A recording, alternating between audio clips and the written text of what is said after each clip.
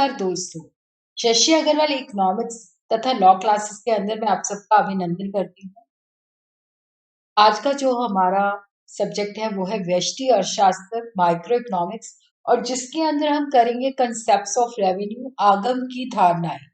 अगर आपको मेरा ये प्रयास सही लगता है तो इसको लाइक कीजिए, शेयर कीजिए और मेरे channel Shashi Agarwal economics and law classes को सब्सक्राइब कीजिए। तो ये मेरी ऐप है जिसको आप गूगल प्ले स्टोर से डाउनलोड कर सकते हो। ये जो ऐप है commerce economics and management students को काफी सारा फ्री स्टडी मटेरियल और काफी सारे फ्री मॉक टेस्ट प्रोवाइड करती है। उसी तरह काफी सारे स्ट्रक्चर कोर्सेज भी यहाँ पे उपलब्ध है। तो सबसे पहले हम देखते हैं कि जो आय है या आगम है उसका मतलब क्या है। देखो, जब कोई फर्म जो है वस्तु को बेचती है या सेवाओं को बेचती है तो उससे जो धन प्राप्त होता है उसे आय कहा जाता है, उसे आगम कहा जाता है। देखो, यहाँ पे जब फर्म जो होती है डूले के मुताबिक फर्म का आगम उसकी बिक्री रिसीट या उत्पाद की बिक्री से धन प्राप्ति से है कि जो भी माल हम बनाते हैं जब हम बेच देते हैं उससे जो प्राप्त धनराशि होती है उसको हम रेवेन्यू कहते हैं, आगम कहते हैं। तो आगम के अंदर हम स्टडी करेंगे कुल आगम, सीमांत आगम, औसत आगम। तो आगम की धारणाओं के अंदर हम स्टडी करेंगे कुल आगम क्या होता है, सीमांत आगम क्या होता है, औसत आगम क्या होता है या औसत आय क्या होती है। तो कुल आय या कुल आगम या टोटल रेवेन्यू जो है, जब हम प्राइस को क्वांटिटी के साथ गुना कर देते हैं तो हमारे पास आ जाता है कुल आगम। जब हम टोटल क्वांटिटी को प्राइस के साथ गुना कर देते हैं तो देखो, जब कोई कंपनी जो होती है, जैसे मान लो एक पेन की कीमत 10 रुपए है और 10 पेन बेचते हैं तो इसका मतलब है कुल आगम जो है 10 × 10, 10 × 10 जो है 100 रुपए है। तो कुल आगम जो है फर्म की जो भी उसने बनाया है उस सबको बेच के जो आय प्राप्त होती है उनको टोटल कर दिया जाए तो वो हमारे पास कुल आगम होती है। किसी कंपनी के उत्पादों की एक निश्चित मात्रा बेचने से जो आय प्राप्त होती है उसे कुल आय या कुल आगम कहा जाता है।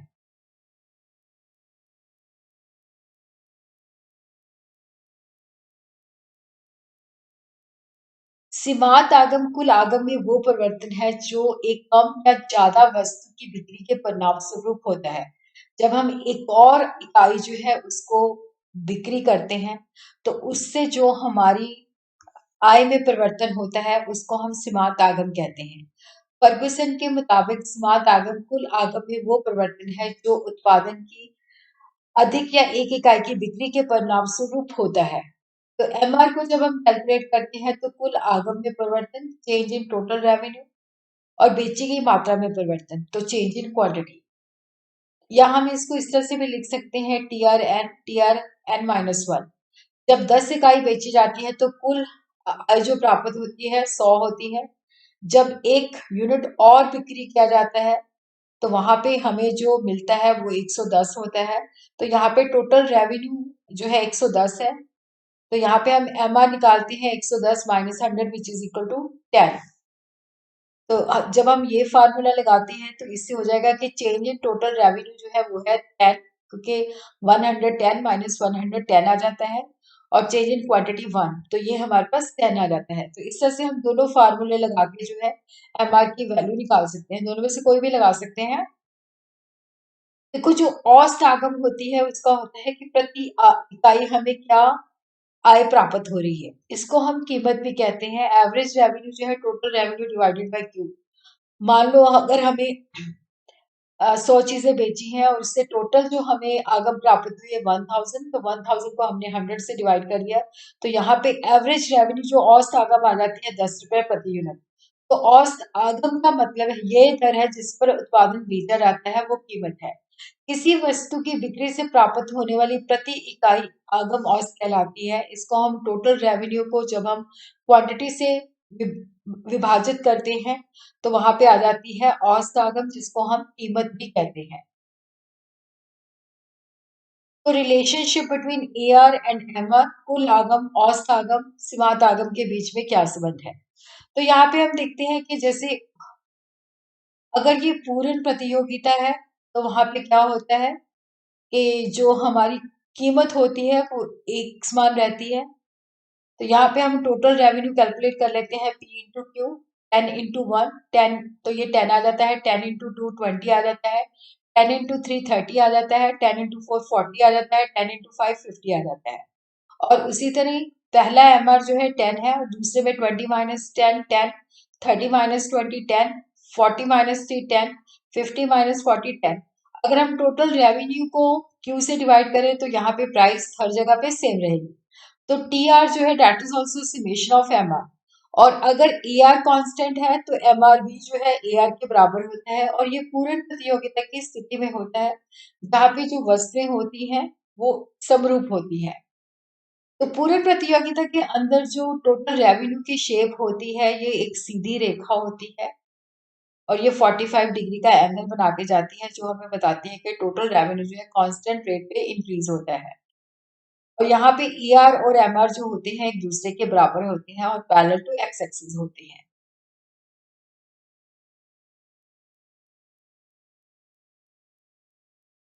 बट अगर ये अपूर्ण प्रतियोगिता है तो वहां पे औसत आगम जो होती है वो एम आर के बराबर नहीं होती, वो स्थिर नहीं होती, क्योंकि अगर हमने ज्यादा यूनिट सेल करने हैं तो हमें प्राइस को कम करना पड़ता है।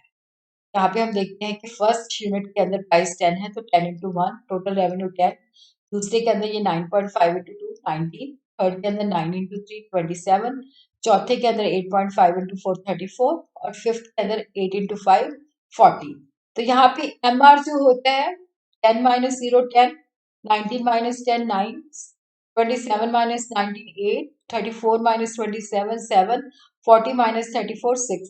तो यहाँ पे हम देखते हैं कि जो अपूर्ण प्रतियोगिता होती है यहाँ पे जो टोटल रेवेन्यू होता है ये इंक्रीज करता है, बट घटती हुई दर से इंक्रीज होता है।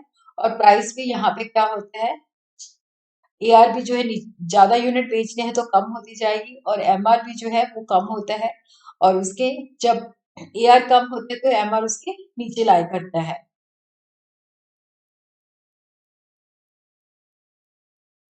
औसत आगम का अर्थ है प्रति इकाई उगम। ऐसी स्थिति में औसत आगम स्थिर नहीं है, कांस्टेंट नहीं है, ये कम होती जाती है, तो सीमांत आगम भी जो है कम होता जाता है। तो यहाँ पे हम देखते हैं कि जो औसत आगम है ये 0.5 के हिसाब से गिरती जाती है, और एम आर जो है 1 से। तो इसलिए क्या है कि यहाँ पे ए आर की जो शेप होगी इस तरह से होगी, और एम आर उसके नीचे लाई करेगा।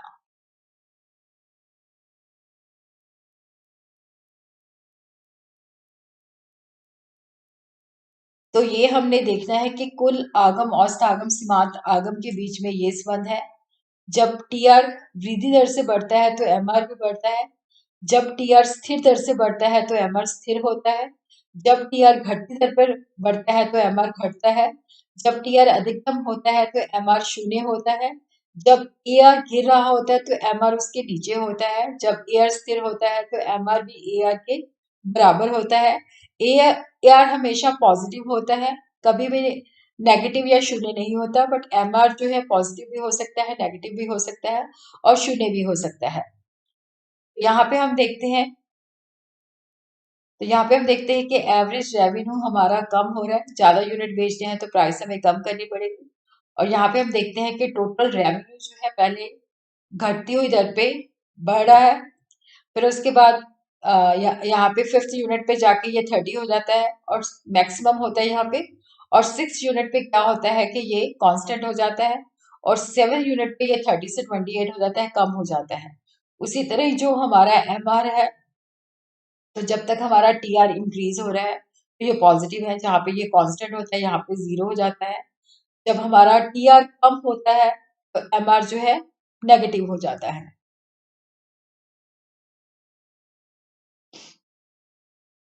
तो यहाँ पे हम देखते हैं कि जो हमारा टोटल रेवेन्यू है पहले ये घटती हुई दर से इंक्रीज करता है, फिर यहाँ पे जाके ये कांस्टेंट हो जाता है, और यहाँ पे जाके ये कम होना शुरू हो जाता है। तो यहाँ पे हम एक्स एक्सिस पे आउटपुट लेते हैं, वाई एक्सिस पे हम टोटल रेवेन्यू लेते हैं, नीचे जो कर्व है उसमें एम आर ए आर लेते हैं।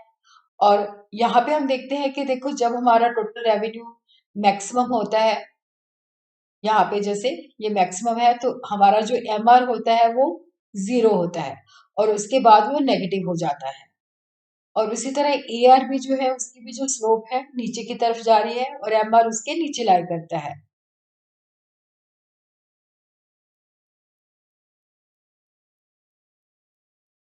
और उसी तरह हम देखते हैं कि जो ये बहुत महत्वपूर्ण क्वेश्चन है, relation between TR, AR and MR.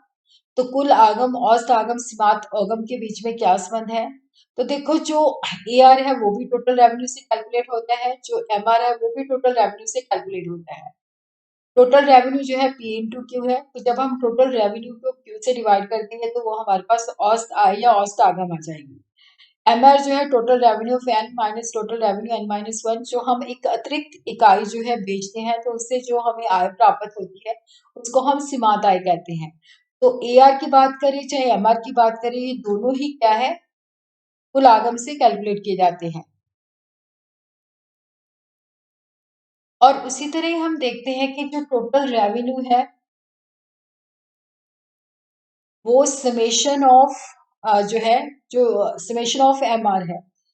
तो यहाँ पे हम देखते हैं कि जैसे प्राइस हमारी कांस्टेंट है और टोटल रेवेन्यू कांस्टेंट रेट से इंक्रीज हो रहा है, तो एमआर भी जो है कांस्टेंट रेट, वो भी कांस्टेंट है, 10 एआर एमआर यहाँ पे बराबर है। तो यहाँ पे टोटल रेवेन्यू जो है that is summation of MR. तो अगर एआर कांस्टेंट है तो एमआर भी जो है एआर के बराबर है। और टोटल रेवेन्यू की शेप जो होती है वो स्ट्रेट लाइन होती है, क्योंकि वो कांस्टेंट रेट पे इंक्रीज होता है। और यहाँ पे जो एआर एमआर है ये पैरेलल टू एक्स एक्सिस होते हैं और एक दूसरे के बराबर होते हैं।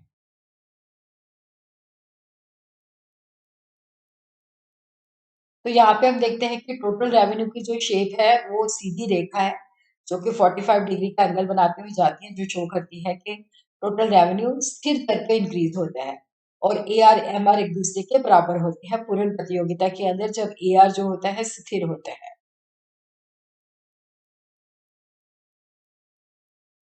उसी तरह देखते हैं कि यदि औसत और सीमांत आगम वक्र जो है दोनों सीधी रेखाएं हैं, तो अगर हम इस पे परपेंडिकुलर ड्रॉ करते हैं तो यहाँ पे हम देखते हैं कि जो ए बी है और बी सी जो है एक दूसरे के बराबर है, तो ये एकाधिकार में पाया जाता है। और उसी तरह देखो यहाँ पे क्या है कि जैसे टोटल रेवेन्यू जो है, हमें पता है कि ये जो है बेसिकली प्राइस है ओ आर, और ये जो है क्वांटिटी है ओ क्यू। तो यहाँ पे ओ आर पी क्यू जो है यहाँ पे हमारी ये टोटल रेवेन्यू है। उसी तरह यहाँ पे हम देखते हैं कि टोटल रेवेन्यू हमें पता है समेशन जो एम आर कर्व के नीचे ये एरिया है ये सारा ओ क्यू जो है, और यहाँ पे सी ओ सी एन क्यू जो है हमारी, जो है ये बेसिकली एरिया है एमआर के नीचे, और ये भी क्या है टोटल रेवेन्यू है, तो O R P Q O C N Q के बराबर है।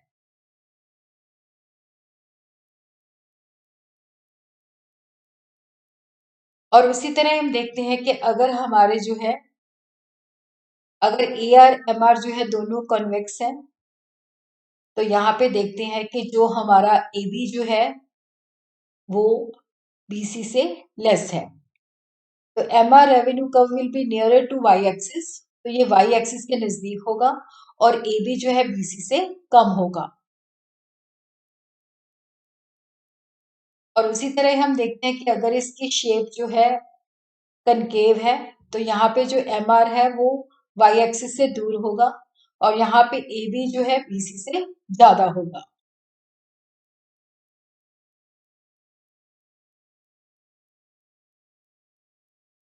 और उसी तरह क्या है कि मांग की लोच तथा औसत और सीमांत आय का जो संबंध है, तो यहाँ पे अगर हम देखते हैं कि अगर हम मिडल पे देखते हैं तो elasticity is equal to one, ऊपर जाते हैं तो elasticity is more than one, इस बिंदु पे देखते हैं, क्योंकि बेसिकली इलास्टिसिटी नीचे वाला हिस्सा डिवाइडेड बाय अपर पार्ट। तो नीचे की तरफ क्या होता है कि नीचे वाला हिस्सा कम होता है, ऊपर वाला हिस्सा ज्यादा होता है, तो वहां पे लेस देन वन होती है।